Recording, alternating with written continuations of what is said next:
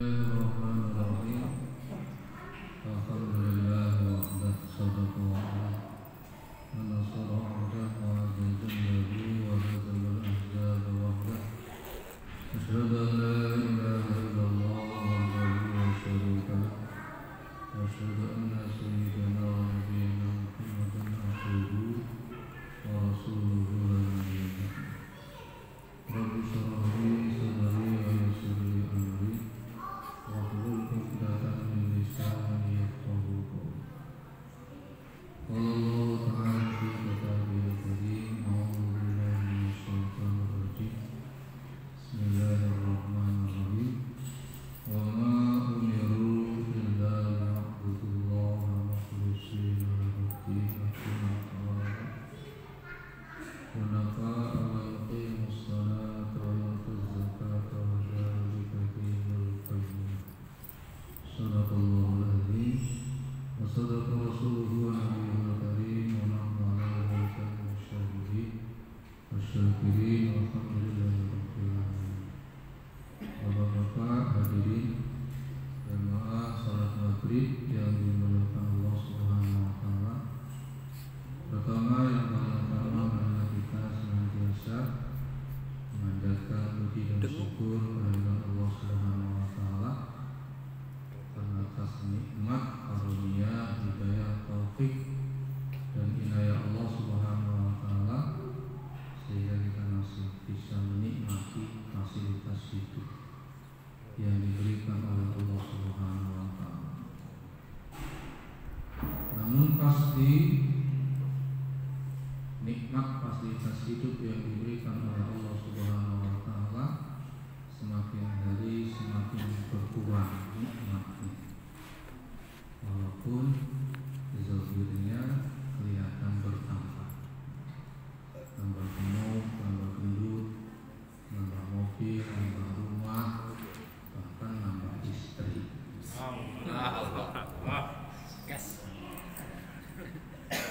Tapi nikmatnya dikurangi oleh Allah Subhanahu wa taala. Karena dari semua rangkaian kenikmatan kesenangan hidup dunia itu ada puncaknya di dalam kesehatan. Artinya kita bisa menikmati kehidupan dunia itu dengan nikmat Allah berikan sehat. Kalau Allah hilangkan sehat, maka nikmat-nikmat itu tidak terasa nikmat. Rumah, mobil, uang, anak, istri, kalau sudah tidak sehat, sakit, maka semuanya jadi tidak terasa nikmat. Dan yang pasti sehat itu oleh Allah tidak pernah ditambah, tetapi orang itu semakin bertambah umurnya, berkurang kesehatan. Wa man nu'ammirhu nunaqqisu fil khalqi afala ya'qilun. Siapa yang aku kasih umur panjang, paling umur musim iman, nunaqqisu fil khalqi, maka akan aku kembalikan ia kepada bentuk penciptaan awal. Kalau umurnya panjang, dahulu lahir tidak bisa bicara, kasih umur panjang kembali nggak bisa bicara, nggak bisa jalan, umur panjang nggak bisa jalan, nggak bisa makan, umurnya panjang nggak bisa makan. Itulah kenikmatan kehidupan ini. Maka hadirin Bapak Allah Subhanahu wa taala, maka satu-satunya nikmat yang diberikan oleh Allah sempurna masih di dunia adalah nikmat agama. Selain nikmat agama ini berkurang. Rumah tambah bagus, tapi menikmati rumah berkurang. Apalagi kalau nambah sibuk. Kadang-kadang ada yang buat rumah mahal-mahal yang penting pembantu, karena nambah sibuk keluar kota. Yang bayar listriknya dia, yang ngurusi biayanya dia, tapi yang menikmati pembantu. Terus bertambah umur, semakin tidak bisa menikmati fasilitas. Umurnya panjang, dahulu kepingin AC, sekarang ada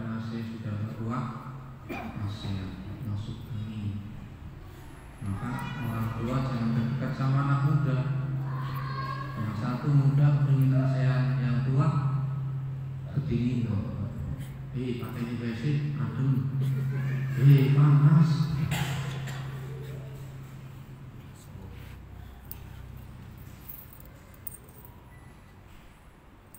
Jadi yang ada itu tidak terasa nikmat. Jangan bilang baik, semakin halus semakin takut, tambah licin. Maka Ta'ala, nikmat yang disempurnakan oleh Allah di dunia adalah nikmat. Al-yawma akmaltu lakum dinakum wa atmamtu alaikum nikmati wa raditu lakumul Islam dinan. Pada hari ini telah kusempurnakan bagimu agamamu. Telah kusempurnakan bagimu agamamu. Wa atmamtu alaikum nikmati, dan aku telah sempurnakan nikmatku. Wa raditu lakumul Islam dinan, dan aku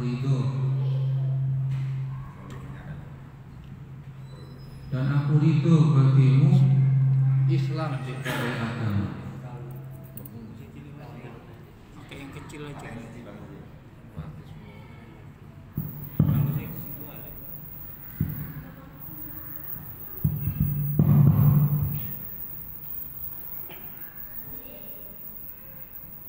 Jadi telah aku sempurnakan bagimu agamamu, dan aku telah ridho Islam sebagai agama.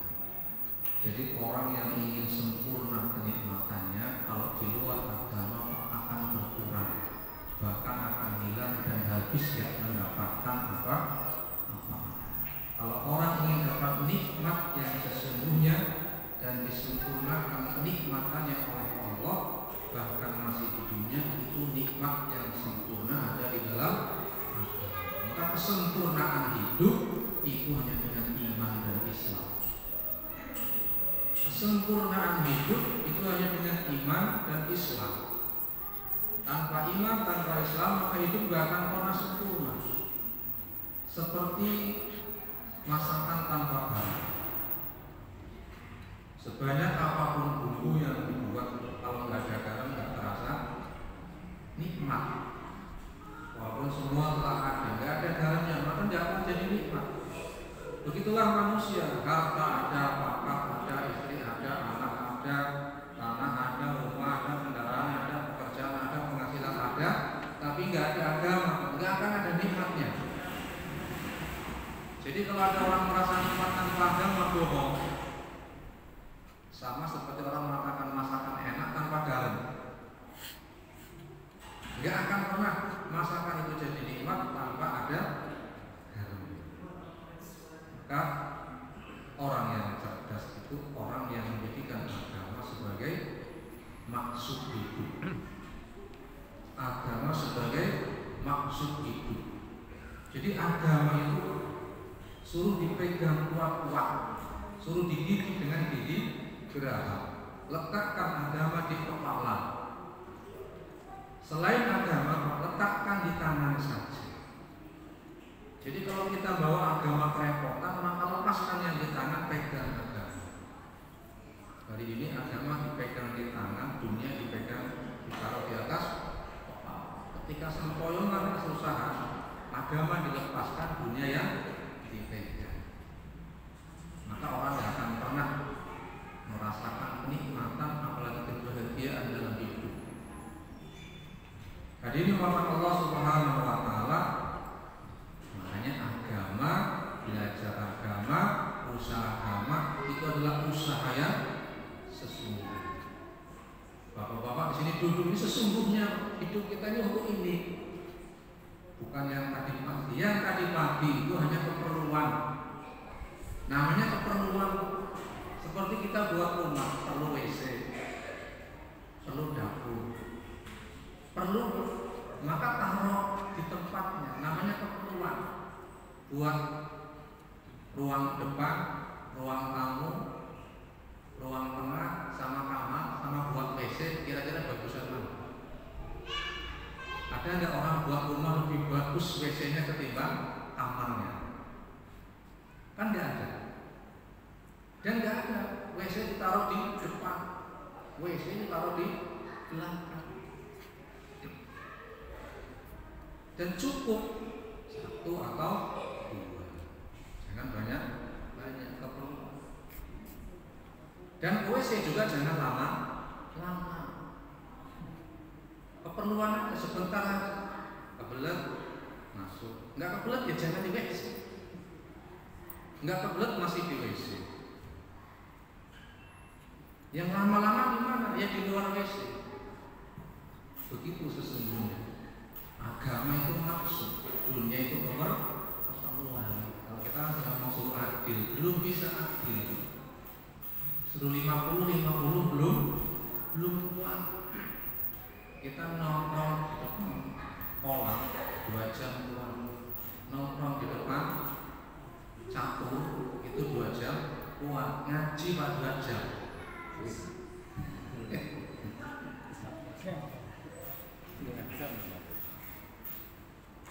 Kita ngaji nih Pak baru seminggu sekali, setengah jam. Itu ketemu seluruh rajin banget.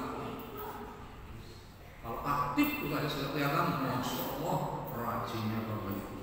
Padahal di luar sana lebih banyak lagi. Jadi kalau mau adil belum bisa adil. Suruh 50-50, 50-50, nisfun dunia, nisfun akhir belum kuat. Masih kebanyakan dunia sedikit akhirat. Tapi itu pun sudah alhamdulillah. Sampai kalau bilang setiap seminggu sekali ngaji itu sudah alhamdulillah. Tiap malam kuat nggak? Belum. Harusnya kan ngaji tiap malam, tapi belum kuat.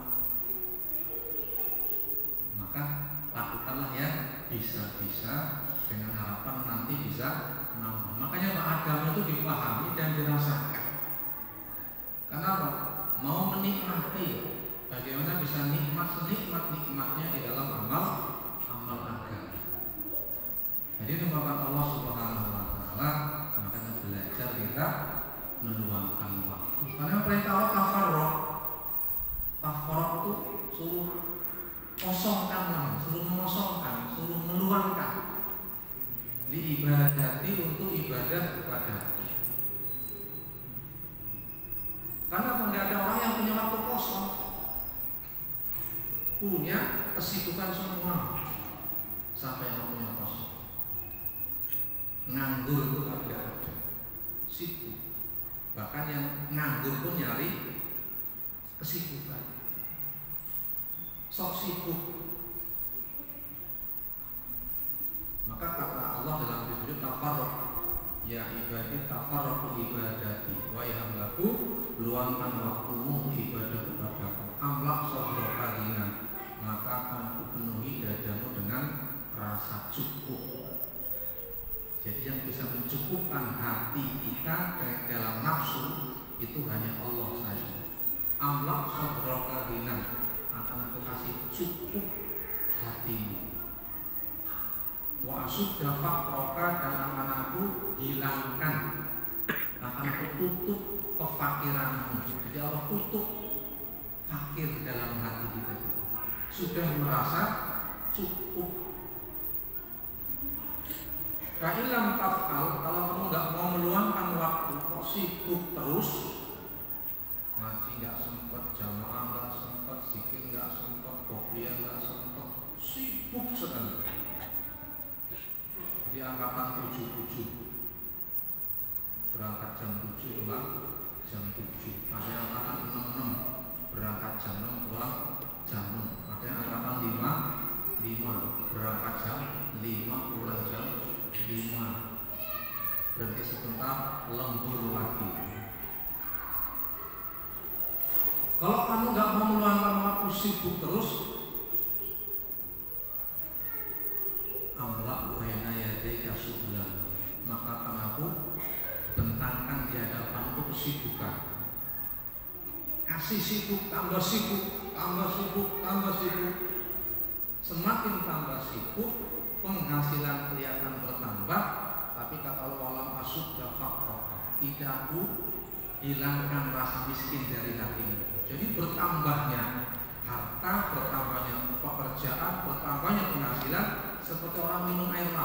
tambah diminum tambah haus, tambah minum tambah haus, tambah minum tambah haus, nggak pernah merasa hilang dahanya.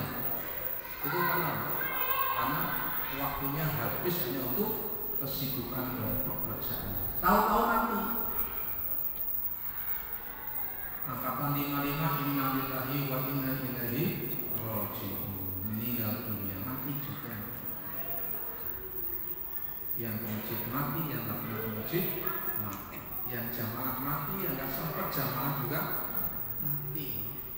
Yakin Pak, yang bahagia yang jamaah ketimbang yang enggak jamaah, walaupun matinya meninggalkan Fortuner, mobil mewah, perguruan tinggi sekalipun, yakin matinya yang bahagia yang sempat jamaah. Kenapa? Yang dikumpulkan semua ditinggal, enggak ada yang menang. Maka berbahagia dan beruntung. Maka kita disuruh memanajemen waktu kita. Bagaimana kita bagi-bagi waktu. Tanggung jawab terbesar hidup kita ini adalah kepada Allah. Kemudian baru kepada siapa namanya? Baginda Nabi Muhammad Sallallahu Alaihi Wasallam. Baru kepada kita dan keluarga kita. Tanggung jawab terbesar penting itu Allah dan Rasulnya dan perjuangan di jalan Allah. Maka niatkan untuk meluangkan waktu, dan waktu yang kita luangkan, yakinlah kita tidak duduk pun waktu akan berjalan. Kita duduk di masjid juga waktu berjalan. Kita pulang ya sama, kita nyampe jam 8. Kita di masjid juga nyampe jam 8. Yang pulang di rumah dapat kopi, nonton TV, ya di masjid ya begini Pak, ngantuk, tapi ada catatan pahalanya. Siapkan iktikaf dari maghrib sampai isya, Allah bangunkan satu rumah di dalam surga, satu rumah tiketnya. Misalkan Jabongkok iktikaf, maka diingatkan kalau begini, saya iktikaf di dalam masjid, sunnah karena Allah. Sampai kalau nggak niat nggak dapat pahala iktikaf. Pahala apa ya? Pahala ngaji aja, pahala zikir aja. Iktikaf itu ibadah tersendiri, harus diniatkan dan harus di masjid. Nggak boleh iktikaf di luar masjid, bukan masjid. Makanya masjid itu apa? Bangunan yang sah dibuat untuk beriktikaf. Kita diniatkan, niatan. Saya niat iktikaf sunnah karena Allah. Hadirin yang dimuliakan Allah Subhanahu wa taala, melanjutkannya kemarin. Ya, kemarin kewajiban anak terhadap orang tua. Yang nomor 7, kewajiban anak terhadap orang tua yang nomor 7 itu memanggil dengan sebutan yang disukai. Terserah orang tua kita sukai dipanggil dengan apa. Senangnya dipanggil bapak ya bapak, senangnya abi ya abi, senangnya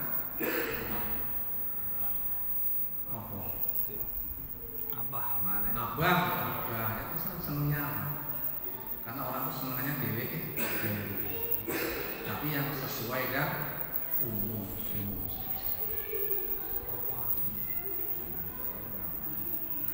Senang orang tukang arit celuannya papi suyun. Panggil dengan sebutan yang menyenangkan. Yang ke-8, jalan di belakangnya. Jadi kalau jalan di belakang, jangan di depan orang tua, kecuali malam hari. Kalau malam hari kita jalan sama orang tua kita selalu di depan, orang tua selalu di belakang. Nah kenapa? Kalau malam takut ada lubang, nanti kejeglok, bapaknya kejeglok duluan. Jadi kalau kita di depan, kalau ada yang menghalangi kita yang kena duluan. Jangan dibalik, bapak depan duluan ya. Ini kalau sandung dan kesandung duluan. Jadi jalannya ke belakang, itu ada. Kemudian yang ke-9, kewajiban anak terhadap anak menyukai apa yang disukai, membenci apa yang dibenci. Senengane bapak mama tiap. Tapi dalam artian orang senengannya kok maksiat terus kita ikut. Soalnya bapak seneng mancing, bapak seneng mancing, gue melok mancing. Masuk. Bapaknya seneng catur, melok main. Mau pakai catur, aku ingin ilmu pengajian masjid. Nyenengi apa senengannya bapak. Bapakku senengnya main catur. Makanya aku mau mondok kalau bapak lain. Yang penting bapak ridho. Ini dalam artian yang tidak positif tidak boleh menyukai apa yang disukai bapak dan ibu, membenci apa yang dibenci oleh kedua orang tua. Bapak yang senang mondok, ya mondok. Bapak yang senang masjid, ya masjid.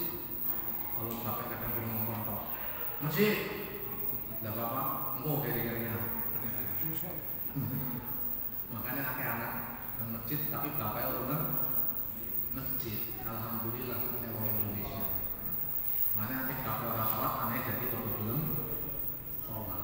Makanya orang masjid orang belum ngomong. Yang Jawa orang itu, anaknya maju di sini kalau bapaknya kiri-kirinya. Tapi jangan terus. Sehingga bapaknya nonton, anaknya mantap.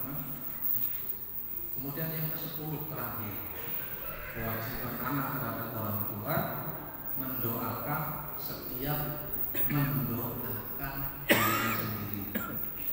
Jadi kalau kita baca doa Allahumma firli itu harus ada wali-wali.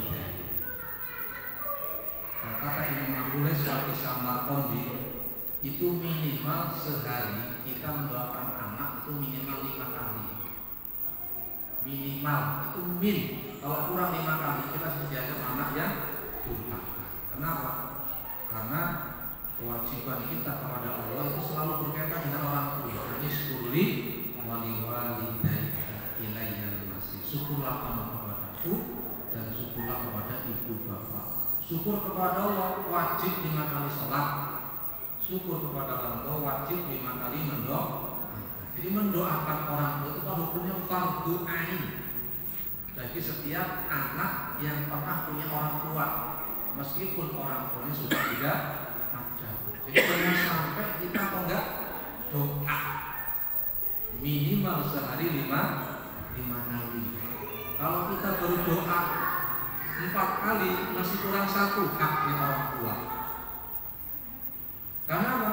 Itulah kebahagiaan orang tua, apalagi yang sudah tidak ada. Cuma kalau anaknya anak soleh yang mau mendoakan orang tuanya. Maka bapak-bapak ingat, jangan sampai sholat kok habis sholat nggak doa. Jangan habis sholat kok nggak doa terhadap orang tua. Doa itu kan kamu diri sendiri. Allahumma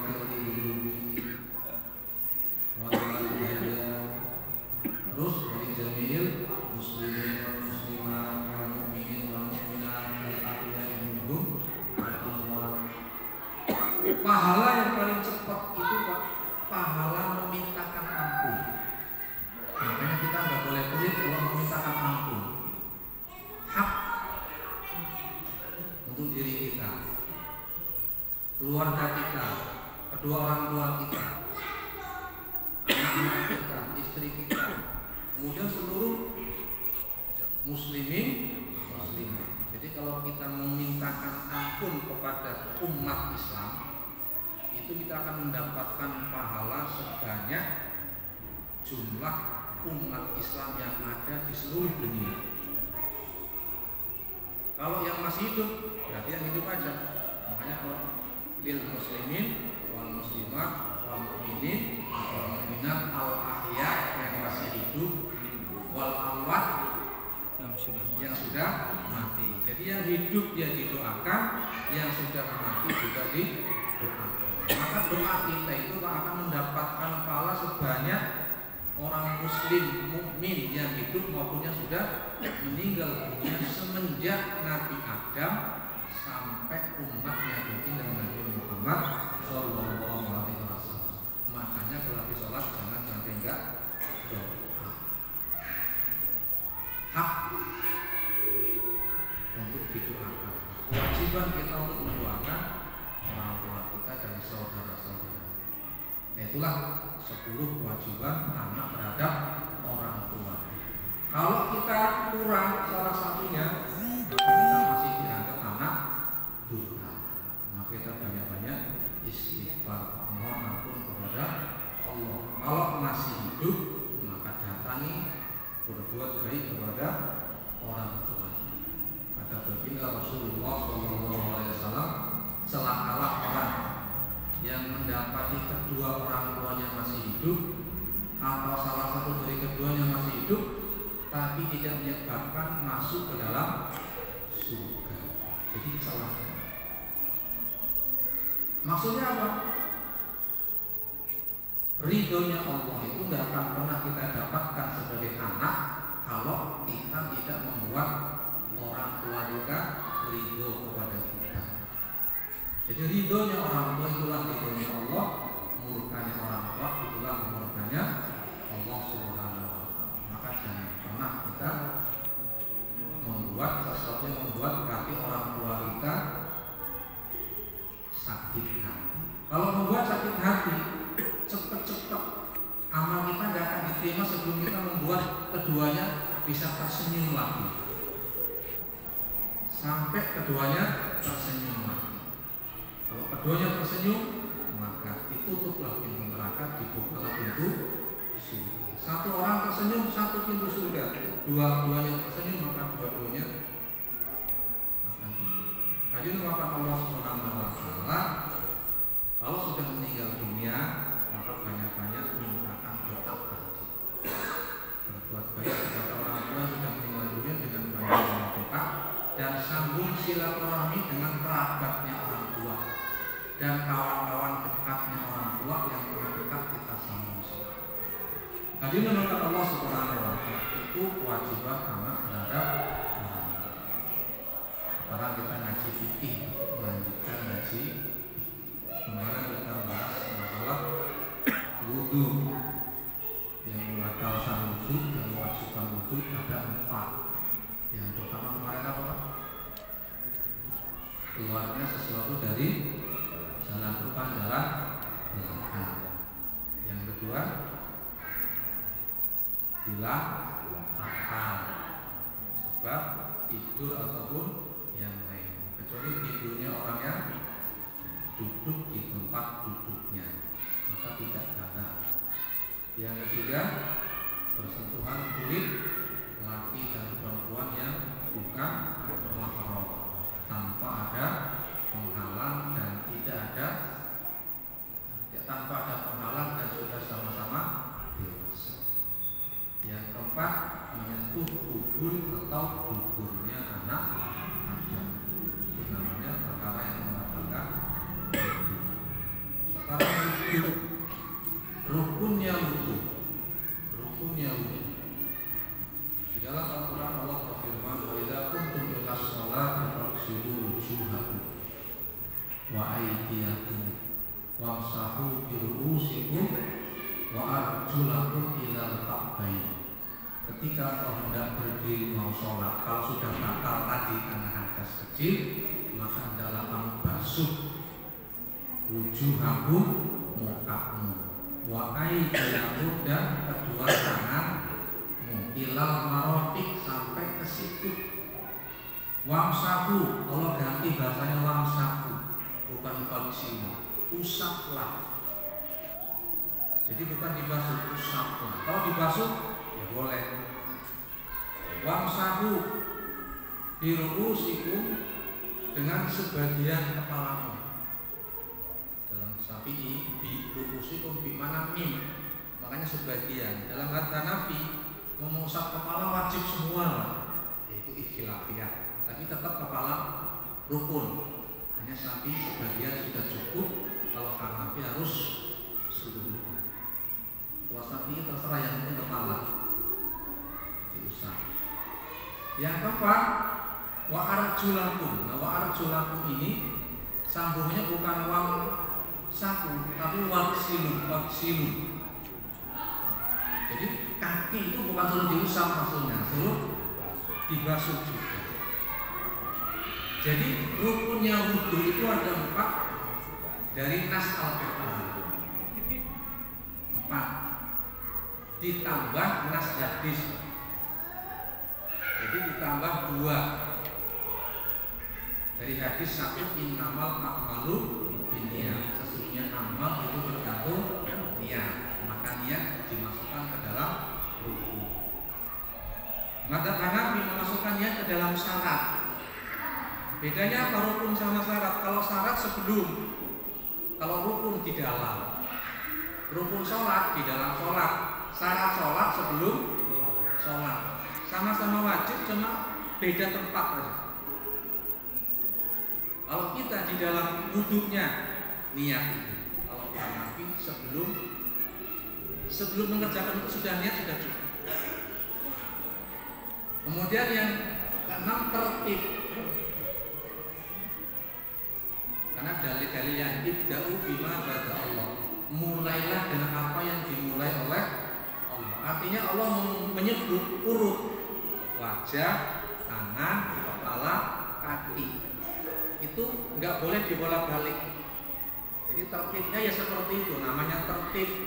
Kenapa tertib? Jadi rukunnya wudhu yang keenam. Jadi wudhu itu rukunnya ada 6. Niat, basuh muka, basuh kedua tangan sampai sikut, ngusap sebagian kepala, membasuh kedua kaki, ilal ka'bain sampai mata kaki, terus tertib. Apa tertib? Mendahulukan yang dahulu, mengakhirkannya akhir sesuai urutan yang disebut oleh Allah. Rukun wudhu, semua selain yang rukun namanya sunnah. Kumur-kumur sunnah. Menghisap air ke dalam hidung kemudian mengeluarkan namanya istingsak wal istingsak, itu sunnah. Kuping sunnah. Membasuh 3 kali sunnah. Mendahulukan yang kanan sunnah. Membaca ta'awudz sunnah. Kemudian membaca doa setelah wudhu, rukunnya sunnah. Jadi yang rukun ada 6. Niat, basuh muka, kedua tangan, ngusap kepala, basuh kedua kaki, sama tertib. Jadi jenengan wudhu itu harus ngerti rukunnya. Jangan nanti yang rukun dianggap sunnah, yang sunnah dianggap rukun. Coba ulangi Pak. 1. Niat. 2. Muka. Tangan. Kepala. Kaki. Tertib. Enggak boleh diulang. Sekarang niat Pak. Kapan niatnya? Jadi perbuatan niat oleh ulama dibahas. Karena dalam fikih Syafi'i niat itu masuk rukun, maka rukun itu ada di dalam ibadah itu. Jadi pekerjaan yang wajib pertama di dalam wudhu tadi itu secara fisik adalah basuh muka. Maka niat itu dihadirkan ketika kita basuh muka. Niat itu apa? Niat itu pekerjaan hati. Apa niat? An-niyatu qasdus syai'in muqtarinan bi fi'lihi. Niat itu menyengaja melakukan sesuatu muqtarinan, dibarengkan bi fi'lihi dengan mengerjakan. Jadi niat itu kalau seakan haji sama umroh ketika mengambil miqat. Niat haji atau niat umroh. Kalau cuma ngambil miqat enggak niat, maka enggak sah. Nawaitu umrohka wa ahramtu biha lillah. Itu bahasa mulut. Kalau itu dilafadzkan hukumnya sunnah saja, membantu mengingatkan hati. Tapi yang wajib hatinya. Hatinya ngucap dalam hati, saya niat umroh. Kalau wudhu saya niat wudhu. 1. Saya niat wudhu punya qasdus syai'in. Kemudian tujuannya apa wudhu itu? Untuk menghilangkan hadas. Nawaitu wudhu'an, saya niat wudhu lirafil hadasil asghar, untuk menghilangkan hadas kecil, fardu karena Allah Ta'ala. Jadi 3 itu. Saya niat wudu untuk menghilangkan hadas kecil fardu karena Allah Ta'ala. Itu dihadirkan ketika kita basuh muka. Bacanya itu boleh, enggak dibaca juga enggak menyebabkan batal wudu. Tapi kalau niatnya itu rukunnya wudu, enggak niat maka enggak sah. Ketika membasuh muka kok enggak ada apa-apa hatinya, maka berarti satu rukun hilang. Kenapa kalau niat jadi wajib? Ini beda-beda lagi. Innamal a'malu binniyat. Kalau madzhab fikih Syafi'i, maknanya innamal a'malu binniyat. Sahnya amal itu tergantung niat. Ada yang memaknai innamal a'malu, sempurnanya amal binniyat, tergantung niat. Jadi niat jadi sunnah. Yang berpendapat sunnah ya silahkan, tapi kita jangan campur-campur.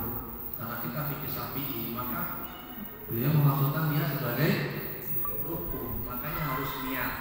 Jadi niatnya itu dalam arti saya niat wudu untuk menghilangkan hadas kecil fardu. Kenapa dikasih fardu? Wajib. Karena itu wudu adalah hukumnya wajib. Karena ada wudu yang sunnah. Kapan wudu itu sunnah? Jenengan belum batal wudu lagi. Kayak ini nih, lagi duduk-duduk belum batal, tapi kayaknya nggak mantep gitu. Apa memang niat ambil kesunahan? Karena memperbarui wudu itu hukumnya sunnah. Maka memperbarui wudu itu bukan niat nyerapil hadas, tapi niat memperbarui wudu. Karena hadasnya belum hilang, belum hadas, belum batal, maka nggak boleh wudunya niat menghilangkan hadasnya belum ada kok dihilang. Maka niat memperbarui wudu. Jadi niatnya saya niat wudu untuk memperbarui, atau saya niat memperbarui wudu. Kalau dibahasakan nawaitu wudu'a tajaddudan lillahi ta'ala. Saya niat wudu karena untuk memperbarui, atau bahasa saya niat memperbarui wudu sunnah karena Allah Ta'ala. Namanya fardu, hukumnya wajib. Ketiga, basuh muka. Muka yang dibasuh mana, Pak? Ini kadang-kadang muka cuma depan aja yang dibasuh. Muka itu yang dibasuh dari depan, naik ke atas, terus ke samping. Jadi ke atas itu sampai tumbuhnya rambut di mana sampai. Yang rambutnya ada botak ya dinaikkan lagi. Pokoknya dari awal, min awali mana bitisakli, dari awal tempat tumbuhnya rambut ila muntahad dzaqoni, sampai ujung zakot. Itu kalau orang Jawa uang. Ini cara sampean apa? Zakot itu tulang pertemuan antara ini. Ini namanya rahang. Ini namanya zakot. Jadi dari awal tempat tumbuhnya rambut sampai mentok di tulang ini. Ila muntahad dzaqon. Kemudian ke samping itu dari centil kuping kanan sampai centil kuping kiri.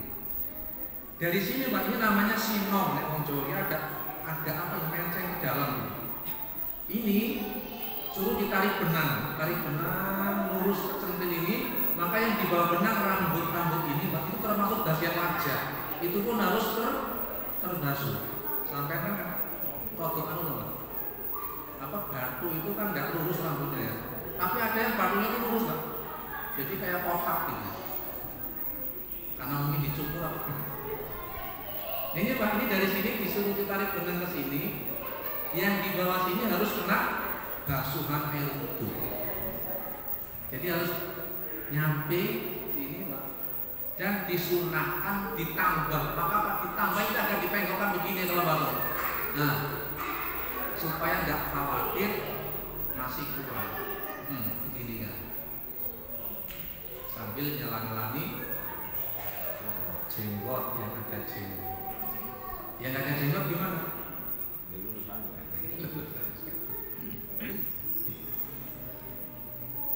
Bapak ya, jadi jangan cuma pok di depan aja. Ini nggak usah. Jadi pas tengah, naik ke atas, tarik ke bawah. Pastikan ini basah, pelipis ini basah. Nah itu sunat diulang 3 kali. 4 kali makruh, namanya israf. Jadi jangan kelebihan. 1 itu wudu yang wajib. 2 dapat kesunahan, belum sempurna. 3 itulah sunat yang diajarkan oleh Rasulullah SAW.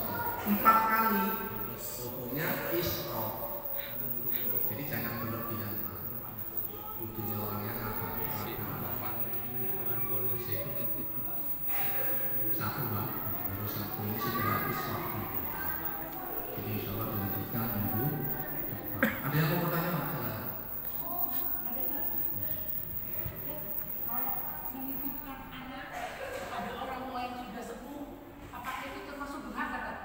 Jadi dia disibukkan kan zaman sekarang tuh banyak kan. Kita sibuk kerja kita. Istri, suami kerja, anak dititipin 3, 4 lagi kan. Ini nanti termasuk di 10 tadi nggak tadi.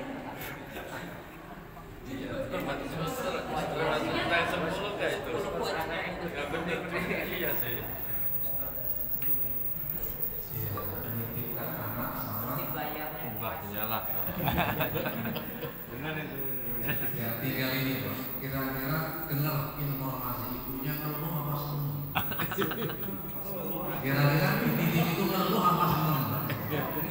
Kalau dia seneng berarti enggak. Nyeneng berarti kan seneng. Coba beda-beda kok orang tuh. Ada memang seneng cucu-cucunya tuh mengumpul dan dia memang banyak duit dan merasa tekor. Membayar. Kadang-kadang bayar orang dia duit tombok. Jadi senang waktu sudah banyak tombok uang. Gajian di KI 500.000. Gue nyamoni bukunya 1,5 juta. Oh ya lu saking banget nyemak 500.000. Iya lah. Anakmu belum apa? Sedina 20.000 sasiji. Apa? Wis 80 kali 10 wis 200. Jadi gitu teman. Kalau untuk masalah itu kira-kira orang tua itu senang apa yang kalau kira-kira memang merasa senang dengan adanya cucu-cucu itu, berarti harus beda. Tapi yang garing mumak itu berarti durhaka. Salah Pak ya? Subhanallah wa bihamdihi. Assalamualaikum warahmatullahi wabarakatuh.